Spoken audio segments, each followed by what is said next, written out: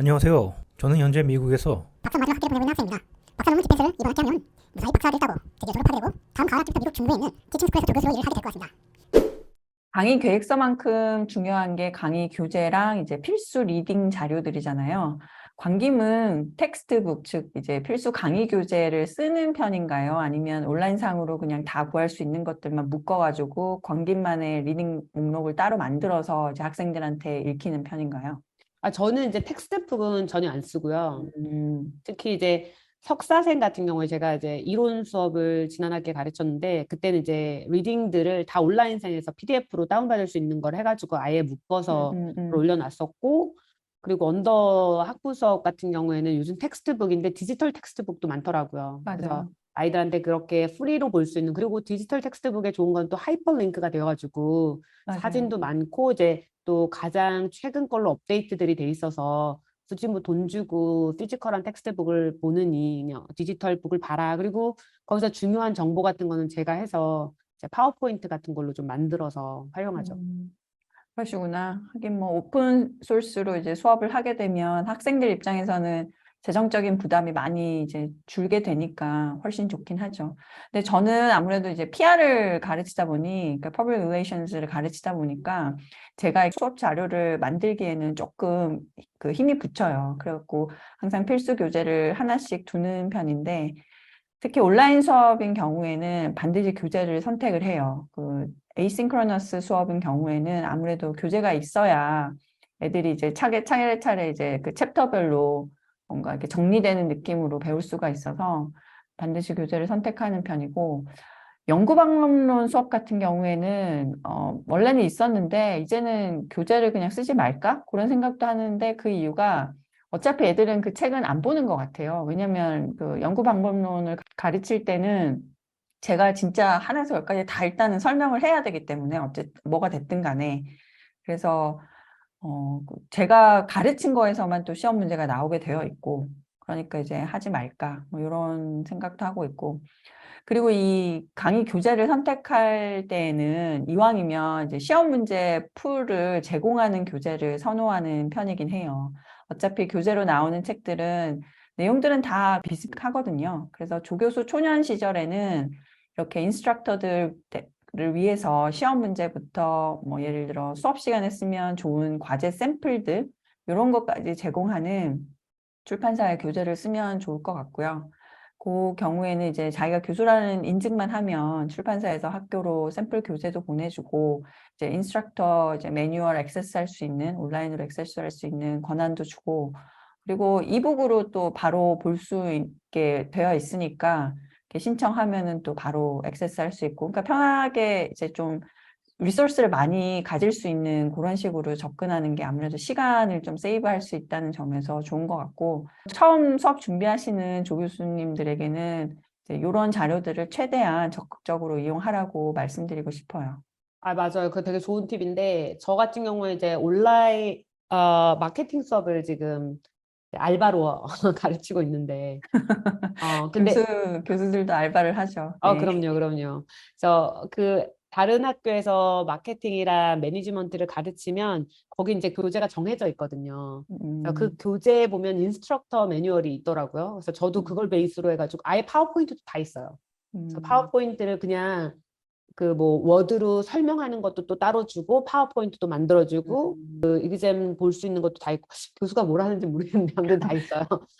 근데 저 같은 경우에도 파워포인트를 제공을 한다 하더라도 저는 일단 PPT 슬라이드는 제가 다 만드는 편이라 아마 대부분 교수님들이 그럴 거예요. 그럼요. 자기 스타일과 그리고 또 내용들이 그런 데서 제공하는 거는 완전하지가 않아서 따로 그리고 해야 되는 쓸데없이 경우가 너무 많아요. 길고, 맞아요. 말씀하신 것처럼 괜히 쓸데없이 너무 필요도 없는 내용이 계속 이렇게 들어가 있고, 우선 저는 이제 디자인을 굉장히 중요시하는 사람이라서 딱 네. 보는 순간 폰트도 이게 뭐고 이걸 음, 학생들이 본단 말이야 싶은 게, 저는 당연히 안 쓰죠. 근데 음. 아무튼 이 자체, 그래도 혹시 이 처음 텍스트북을 가지고 이걸 처음부터 자기가 하는 것보다는 있는 걸 가지고 거기서 모디파이해서 하기에는 약간 그런 교재들이 좀 좋을 것 같더라고요.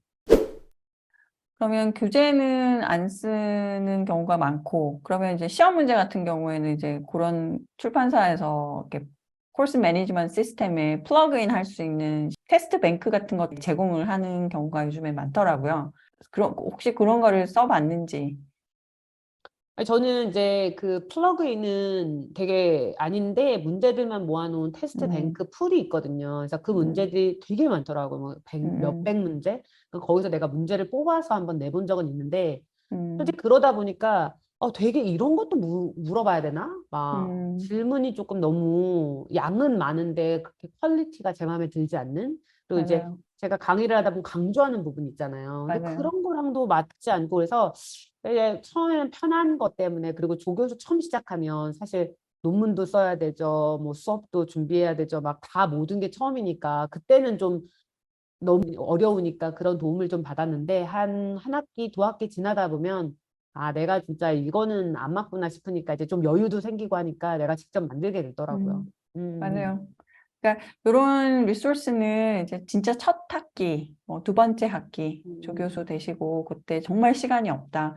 그러니까 아무것도 없는 데서 생으로 만들어내려고 하면 너무 그 시간이 많이 걸리니까 이런 것도 한번 고려해 보시면 될 것 같고, 그러니까 저 같은 경우에는 이제 온라인상으로 보는 시험이나 퀴즈가 좀 많아서, 그러니까 예를 들어 일단은 애들 이제 리딩을 했는지 체크는 해야 되기 때문에, 그래서 이제 위클리 퀴즈 같은 거를 저는 온라인으로 그냥 봐요. 그러니까 애들 시간 될 때 봐라 뭐 이런 식으로 해놓고, 그렇게 될 경우에는 이제 애들이 검색을 해도 나오지 않게끔 제 스타일로 바꾸는 게 중요하거든요. 그런 거는 사실 시간이 많이 걸리진 않아요. 그리고 아까 광김이 얘기한 것처럼 내가 가르친 거 중심으로 이제 어세스먼트가 돼야 되니까, 그래서 이제 그런 식으로 하나둘씩 이제 바꿔 나가면은 좀 시간도 세이브 하면서도 약간 저만의 그 테스트 뱅크가 계속 생기는 거죠. 그럼 예를 들어서 이제 예시 같은 거 싹 다 바꾸고, 멀티플 초이스 문제 같은 경우라면, 그리고 이제 안에 이제 문제 안에 들어가 있는 예시 같은 것도 제가 수업 시간에 말한 걸로 싹 다 바꾸고, 뭐 이런 식으로 해서. 맞다. 홍님 MBTI 해봤죠? 네네네. MBTI 그 혹시 I잖아요, I. 네, 그 저는 찐 아이죠. 그죠? 학생들과 인터랙션 하는데 이 I가 좀 방해가 되나요? 가쁜 MBTI네요. 아니, 왠지 인트로버트는 이제 무대 체질도 아니고 약간 이런 소셜하는 상황 자체를 좀 안 좋아하니까. 그게 그 아이라고 해서 뭐 무대 체질이다 아니다 그건 아닌 것 같아요. 뭐 아시잖아요. 제가 일단 한번 나대면은 엄청 잘 나대고 무대에서 일단 판 벌여주면은 저는 아주 그냥 신나게 노는 스타일인데, 그러네요. 예, 그 아이라고 해서 학생들과의 인터랙션 그거는 뭐 상관은 없는 것 같고, 사실 저는 학생들이랑 인터랙션 하는 거를 좋아하거든요. 근데 이제 이상한 애들 응대하는 거는 싫고, 뭐 여기서 잠깐 저희 그 다음 에피소드 광고 잠깐 들어가자면, 아마 이것도 얘기가 너무 많을 거예요. 할 얘기들이. 그래서 에피소드 두 개로 이제 쪼개서 나갈 것 같긴 한데, 유형별로 알아보는 학생 대응법, 요걸 다룰 예정이니까 많이 기대해 주세요. 그러면 광김은 극강의 E잖아요. 그래서 그것 때문에 막 티칭 계속 만점 받고 뭐 그런다는 겁니까, 그러면? 여기서 코렉션 할게. 그렇게 우리가 계속 만점이던데 사실 만점이 아니에요. 그냥 만족할 만한 점수, 만점. 에버리지에서 조금 더 높다. 갑자기 지금까지 다 자랑을 해놓고 갑자기 이제 까라고 할까봐. 네, 너무 저의 부담스러우신가 봐. 저의 만점은 만족하는 점수. 이렇게 만점을 받고 있습니다. 그래서 네네. 저는 이죠. 그래갖고 좀 외향적이고 뭐 학생들하고 좀 인터랙션하는 것도 좋아하다 보니까 저는 뭐 수업 시간에 가서도 책상에 다리 딱 저기 그 양반 다리 하고 앉아가지고 얘기하기 시작해요. 헐, 네. 진짜요? 네. 저는 뭐 당연하게 아주 어, 편하게 수업을 합니다. 네. 맞아요. 자신감이 중요한 것 같아요. 성격보다는 이게 자신감인데, 그 지금은 저 같은 경우에는 학생들 만나는 게 뭐 두렵다거나 긴장된다거나 뭐 그렇진 않아요. 그래도 조교수 처음 할 때는 학생 미팅이 하나 잡혔다, 그러면 막 시뮬레이션을 머릿속에 막 몇 번씩 하거든요. 뭐 이런 말을 할까 저런 말을 할까 막 그리고 수업할 때도 이제 농담할 거를 미리미리 준비하고 연습도 하고 그랬어요. 왜냐하면 아시다시피 제가 노잼이고 저는 순발력도 없고 그래서 그런 것까지 다 저는 미리 계획을 하고 연습을 하고 그렇게 해야 이제 어느 정도 이렇게 좀 자신감이 좀 확 올라가는 게 있었어요. 그 처음에 이제 조교수 할 때는. 그래서 저 같은 경우에는 수업도 일종의 퍼포먼스다. 그래서 연극 무대 올라가는 느낌? 그래서 적당히 긴장도 좀 해야 되고 대본도 머릿속에 다 이렇게 외워서 쭉 훑고 지나가는 게 바로바로 돼야 되고 아시잖아요. 이렇게 탁 쳐도 자다가 탁 쳐서 이렇게 해봐 이래도 주글주글주글 나와야 되는 그 그 정도. 누가 자꾸 자는데 툭 칩니까? 그런 이제 무대 위에 서는 느낌으로 연극 무대에 내가 이제 나만의 그 공연을 한다. 그러려면 이제 적절한 제스처, 움직이는 동선 이런 것도 미리 생각해 놔야 되고 광김처럼 테이블 위에 올라가서 자연스럽게 이렇게 양반다 저는 그건 한 번도 해본 적은 없는데 어머, 네, 너는 없어요. 그 같아도 대신에 이제 그렇다고. 이렇게 그 수업에서 이제 그 공간 사이사이 애들 앉아 있는 사이사이 이렇게 다니면서 물론 그 지금은 목적이 뚜렷하죠. 전화기를 못 쓰게 하려는 약간의 장치. 그래서 이제 제가 이렇게 다녀야 핸드폰 만지작거리고 있는 애들이 이제 제가 뒤에 딱 서 있는데 계속 하진 않거든요. 웬만한 그 간이 배 밖에 나오지 않은 이상은.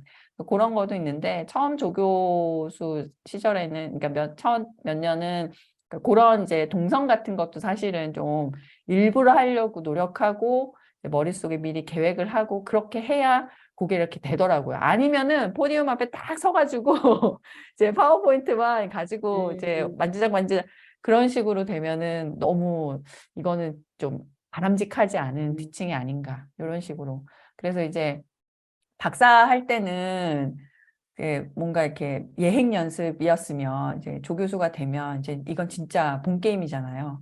그래가지고 그 제가 대학 다닐 때 연극 무대에도 한두 번 작은 역할을 선 적도 있는데 그때는 진짜 보이지도 않는 조연이었잖아요. 아주 단역. 그래도 이제는 제가 완전 주인공인 동무대. 그래서 준비를 잘 해야 돼요. 그래서 뭐 어떤 분은 저희 시시콜콜 팟캐스트 들으면은 너무 당연한 얘기만 한다 뭐 이런 식으로 반응도 하시는데 제가 생각해도 그런 것 같아요. 근데 뭐 정답은 없겠지만 그래도 준비를 잘해야 된다는 거는 계속 강조하는 이유가 있어요. 그게 안 되면은 나중에 안 좋은 결과가 나오니까. 그래서 뭐 연극도 이제 몇 번 하다 보면 이제 모든 게 다 외워지고 동작도 다 자연스러워지고 그러잖아요. 티칭도 저는 똑같다고 생각하거든요. 그런 면에서 학생들이랑 인터랙션 하는 것도 시간이 지나면 자연스러워지고 뭐 그래도 이제 돌발 상황이 좀 나오면 제가 예상하지 못했던 상황이 딱 벌어지면 실수를 또 하게 되고 뭐 그래서 순발력이 저는 좀 꽝이라 너무 안 좋아서 없어요. 저는 순발력이라는 것 자체가 그냥 없어요. 제 인생에는. 그래서 평생을 그래서 학생들의 인터랙션 할 때 그러니까 뭔가 제 예상대로 흘러가지 않는 상황이 오면은 이제 그때는 또 실수를 하고 또 배우고 뭐 그런 과정을 계속 이제 반복을 하는 것 같아요. 맞아요. 아무튼 뭐 저도 양반다리하고 앞에 앉아있지만 주로 저는 앞에만 있지는 않아요. 저도 한 번도 가만히 있지 않는 것 같아요. 학생 옆으로 가고 뒤로 가고 움직이고 항상 질문하고 뭔가 바쁘죠. 수업 시간 내내. 저는 지난번도 얘기했나? 저 이렇게 왜 인터뷰를 가잖아요. 그러면은 캠퍼스 온캠 가면 티칭 데몬스트레이션 하잖아요. 맞아요. 그러면 다른 교수님들이 저를 이제 심사하려고 들어오잖아요. 저는 그때 그분들한테 질문해요. 예, 맞아요. 얘기했었어요. 그분들 옆에도 가 있고. 그냥 음, 나는 항상 이렇게 한다라는 걸 보여주는 거죠. 근데 아무튼 이게 가만히 있고 이렇게 클리킹만 하면 클리커만 누르고 있으면 굉장히 동적이어가지고 아이들도 점점 졸고 있더라고요. 맞아요. 그러니까 내가 재미없게 수업하면 애들은 당연히 재미없어요. 그럼요. 그래서 제가 막 완전 하이텐션으로 수업을 쫙 하면은 이제 좀 더운 날에는 막 겨드랑이에 땀도 나고 막 그러잖아요. 막 진짜 열심히 하면.